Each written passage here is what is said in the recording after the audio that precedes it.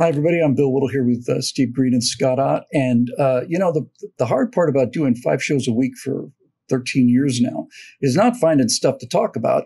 It's finding new stuff to talk about. That's the issue, stuff we haven't talked about before. So, guys, today I want you to help me with something. And I want you to help me to understand this because this is genuinely more of a question than a theory. I want to talk about the murderous rage that exists in some people towards the anti-vax people. So I'm actually talking about the anti-vax people. And in order to make this something fresh and new and not about COVID again and all the rest of it, let's just completely depoliticize this whole thing because I want to understand the emotional dynamic behind it. So forget about COVID, forget about Fauci, forget about Biden, forget that. Let's go back to 1878. There's a yellow fever epidemic in Memphis, and 100,000 to 150,000 people killed in a city that size at that time was brutal. Brutal. The CDC says that there's a vaccine for yellow fever. You usually take it once, and it provides immunity for the rest of your life, and it's 99% effective plus or so on. So here's where I want to go with this. Steve, let's take our modern society and deal with the yellow fever problem to make this a focused discussion, not about efficacy of vaccines or any of that stuff, just about where is this rage coming from. So if we take modern society and we have this Memphis thing, if there's a yellow fever vaccine and I get vaccinated, I can walk straight into the middle of the most infected neighborhood in Memphis without a care in the world, knowing full well that not only am I protected, but I cannot transmit this disease either. So this is why I want you to help me understand where the rage comes from. Because if there was no vaccine today, then you could make the case that people who aren't wearing masks are contributing to my potential demise and all of that stuff. But once you're vaccinated, you're protected. And I want to know why people are murderously angry at unvaccinated people. I don't care about the reasons. That's a whole different show. Why are they so murderously angry about unvaccinated people when they are protected and essentially should be in a position of saying, well, I don't care. Vaccines protect you. There's no shortage of vaccines. So what's driving this? I have 2 theories, and maybe there's a little bit of truth to both of them. I don't know. The first one is, just imagine you're one of those residents in Memphis way back when, and you're scared to death of yellow fever because it's killed some of your friends, it's killed some of your loved ones. Everybody you know has lost somebody in Memphis. Exactly. And you've been holding out hope that a vaccine would be developed in time to wipe out this plague that's killing so many people that you know or are actually related to. And the vaccine comes out and it's this miracle drug. As you said, 99% effectiveness, and it lasts you a lifetime. Well, a year goes by and it turns out that the vaccine is only maybe 50% effective, and it doesn't last much more than 6 to 9 months. Well, you might be angry, but you'd have every right to be angry. But human beings, we are flawed creatures, and we prefer to direct our blame outward rather than inward. And having had our hopes dashed and our fears renewed by the vaccine having not delivered on the promises, maybe you're going to lash out on people who didn't get the vaccine because they're the ones killing you now. And so you're saying basically people are I'm not talking about even normal people, most people, but the people who are murderously against people who are anti-vax. You're basically saying that they're reacting to they want them vaccinated because the vaccine doesn't really work. They want them vaccinated to restore their hope, to allow them to allay their fears once again. It's not about you're going to get me sick necessarily. It's not that, oh, you're going to die. It's that I've been living in terror and you're making me afraid again because you won't do the thing that they promised me would make everybody safe and happy. And as human beings, we generally prefer to direct our anger outwards. It's the way we're wired, and it's one of those virtues is to fight against it. But we're not all virtuous all the time. And I'm trying to be as gentle here in my judgment as I can be. It's not about COVID. Yeah.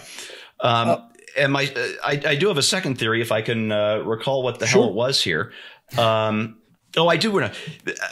I've noticed similar behavior on the part of the angry environmentalists. They believe they're saving the world, that, if we pass the right laws, if we enact the right taxes, that we're going to save the world from this impending disaster. Yeah. And if you don't get on board the save the world platform, if you don't follow their political philosophy to do all this, then you are literally Hitler, because you're going to kill millions or billions of human beings. And they express it in those terms. You can go on social media and that's exactly right. Yeah. The environmental crowd is just as hateful and angry and outward directing of that hate and their anger as the anti-vaccination people are. Geez, Scott, I don't know, but that kind of attitude to me sounds kind of like this religious zealotry, this religious fundamentalism that all of the enlightened people are so often disdaining. It sounds like a religious intolerance. Steve's right. There are people out there who look at you, and if you're drinking out of a plastic straw, you're killing them and the future and all the rest of it. And they've got this enormous emotional investment in it. But I guess where I'm going with this is, here in California, you will frequently see people in a car with the windows up, wearing a mask. You know that they've already been triple vaccinated. And after we recovered, Natasha and I, my wife and I, we got the Omega variant, which is no fun at all. It wasn't. Oh, it was brutal. We went to the beach when we felt good enough to do that, and we would see people standing. There wasn't anybody within 600-700 yards, and they're wearing masks on the beach alone. Now, I don't want to make this about COVID. I don't want to make it about mask effectiveness. I don't want to make this about vaccine effectiveness, because it's not. I want to know what the dynamic is that drives the kind of hatred towards people who, if you understand how vaccines work, are no threat to you or to anybody else. I think there are a couple of factors here. Number one, I always try to keep in mind, and this is a general application principle that I use all over the place, when somebody is behaving in a way that I don't understand, I always, or try to remember, to tell myself, they are doing what they feel is right. Now, accepting cases of diagnosable mental disease or imbalance, that most people at any given time are doing what they believe in the moment to be the right thing. So I start with that understanding and think, okay, in what world would this be the right thing to do? What do you have to believe to think this way, to be able to react in a harsh manner against somebody just because, they're not wearing a mask, for example. The other thing is to your point about people who are already isolated and wearing masks as if they were traveling in crowds when there was a yellow fever epidemic going on. I think, in a sense, those people are overwhelmed by the hardships of the world and the randomness of disaster and the rampantness of disease and the way things just seem to happen, in obscure ways that they can't comprehend. And so they feel they must do something. And what can you do if you're not a scientist involved in a research project or a doctor or a nurse actively helping people? You can play your part. You can put on a mask, even though you may understand that the mask isn't going to do anything for you or anybody else. You may be able to put on the mask to basically say, look, we're all in this together. Here's my sign that I'm in this with you. I want you to do the same thing, because if we would all do this, we don't necessarily all need to do this, but if we would all do this, then some people would be helped. And it upsets them because they're already feeling overwhelmed by the chaos of the world, and they're trying to do something and you're not. That's it. And if you're not participating in it with them, then that adds to their feeling of overwhelm. Like, holy cow, what good does it do if I wear a mask in a sealed car by myself if that guy next to me at the light isn't doing the same thing? You know, there's always this sense like I am exerting myself here and doing something uncomfortable for nothing. There's no benefit to it because we can't get the rest of these lunkheads to do it as well. And so there's that. It's a disease is a social phenomenon. And if you're not getting the vaccine or you're not wearing the mask, for example, you're not acting as if you are part of society. You are acting as an individual. And that is offensive to somebody who thinks on a societal scale. And, you know, there's always the kind of the snarky insult to progressives is they love people, they just don't like any particular person. And that's that, you know, that's that kind of idea. It's like we want to save the world, but not you. And then there's the final factor beyond that sort of societal thing is that there are lots of people, and this is regardless of disease or anything else, who are in general rules-abiding people. And the way that they function in society is if the teacher told them in second grade that they needed to sit at their desk with their feet in front of them and their hands folded on their desk, well, then they take great pride in doing so. And they're quite annoyed if the guy at the desk next to them has his feet off to the side and his hands in his pockets. And so that's disturbing their zeitgeist. It is disturbing their worldview, and that is upsetting. And so I tend to think of angry people as being scared people. And I don't I don't mean that as an insult. I mean that when somebody is reacting harshly to you, sometimes if you step back and say, and to yourself, without insulting the person, say, I wonder what she's afraid of. I wonder what she's afraid of, because something is scaring her if she's having an irrational reaction to you, unless, like I said, she's completely lost rationality and is mentally diseased. Well, there's a fair amount of that particular pandemic here in California, but that's not really the point. This has been enlightening to me from both of you guys. We mentioned in the backstage, Scott mentioned in the backstage show, that one of the primary drivers of this, I hope you die, you unvaccinated swine, dynamic is just plain lack of education, just plain lack of fundamental understanding of what a vaccine is and how a vaccine works. Again, just so we're clear on the motivation, let's make this about yellow fever. My entire question arose from the fact that if yellow fever is killing everybody around me, and a yellow fever vaccine is developed and I am vaccinated, then it doesn't matter what those people are doing. It doesn't affect me. Also in the backstage show, we talked about during the early stage of the pandemic and the whole idea of herd immunity.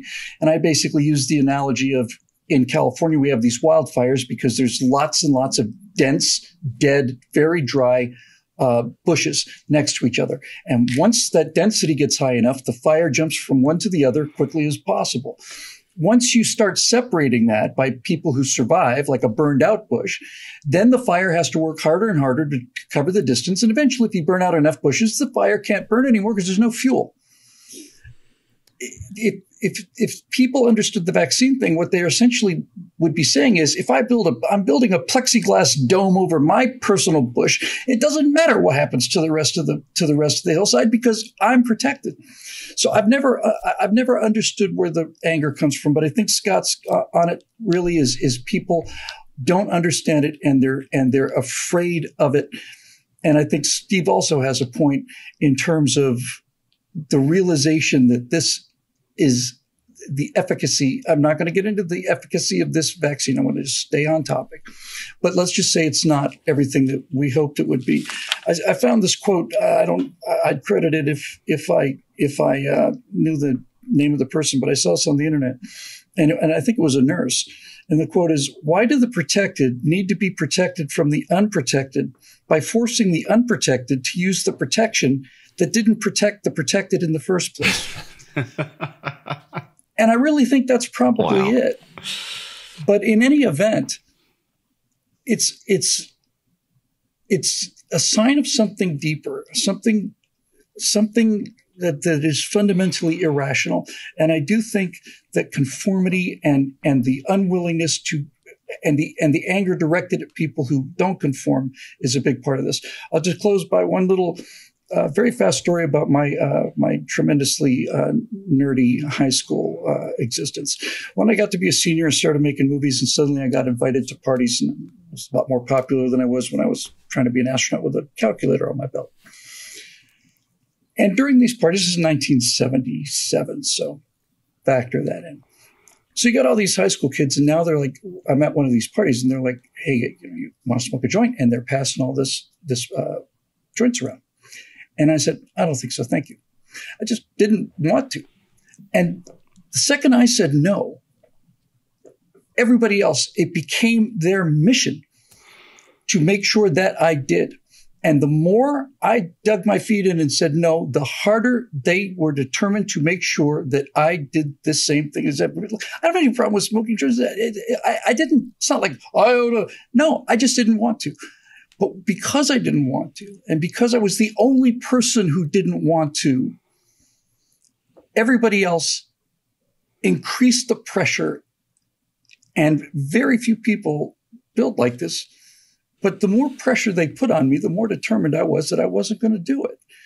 And it seems to me like what we're seeing today out there is a macrocosmic version of that dynamic, that sense of, we're all doing something, and maybe we're all doing something that maybe we shouldn't be doing, but we're all doing something and you're not. And I don't like that. And Scott got that right on the head. Anyway, something to think about. Until next week. This show is made possible by the paying members at BillWhittle.com who have kept the lights on here, kept these shows coming, 5 of these right angles a week for a long, long time. And a special thanks to all of them for the very kind words for the last 2 or 3 weeks when my wife and I were fighting this thing off the old-fashioned way, as they would back in the days of yellow fever, by sweating it out and toughing it out and getting maybe a little bit lucky. We'll see you next week on Right Angle.